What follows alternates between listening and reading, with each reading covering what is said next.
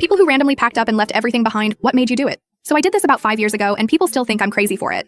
I literally just left. Didn't tell anyone except my mom, and only because she would have called the police if I disappeared. Packed 2 suitcases, bought a one-way ticket to Seattle, and just went. I grew up in this tiny town in Oklahoma where everyone knew everything about everyone. I always knew I wouldn't stay forever, but I had this whole responsible plan to save money, find a job somewhere else first, all that practical stuff. But TBH, my life there was just existing. I had the same friends since elementary school, dated guys from the same small dating pool everyone fished from, and worked at this local insurance office where my boss Tinley micromanaged everything. She would literally count how many times I went to the bathroom. Not exaggerating. I kept telling myself, next year I'll leave. But then, something would always come up. My friend needed a roommate. My car needed repairs. My grandma wasn't doing well. Always some reason to stay, just a little longer. And then suddenly 5 years had passed since college, and I was still there. The thing that finally broke me wasn't even that dramatic. I was at the grocery store and ran into my high school boyfriend Scott and his wife. They had their second kid with them. And Scott was like, "Still here, huh? Thought you were gonna be some big city girl," and laughed. His wife didn't know me, but laughed too because that's what you do when your husband makes fun of someone, I guess. And IDK, something just snapped in me. Like, I smiled and said something nice and finished shopping. But the whole time I kept thinking, is this it?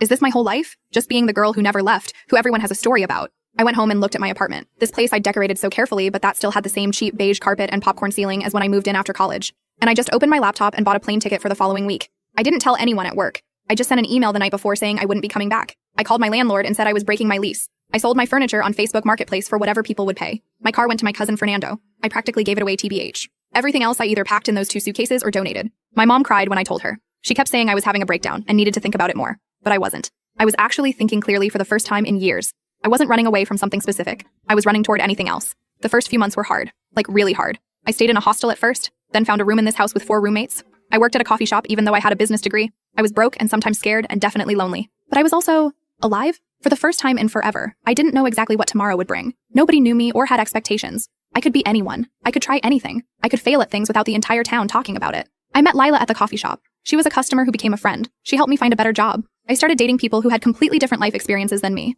I tried foods I'd never heard of before. I went hiking in places that made Oklahoma look like a parking lot. 5 years later, I have a life I actually want. A job I don't hate. Friends who know the real me, not just the version of me that was shaped by a small town. An apartment with a view of water. And the thing is, the real reason I left, the thing I didn't even admit to myself until months after I'd gone, wasn't about Scott or Tinley or even the town itself. It was that I realized I'd spent my whole life being defined by other people. By what they thought of me, by their expectations, by their stories about who I was.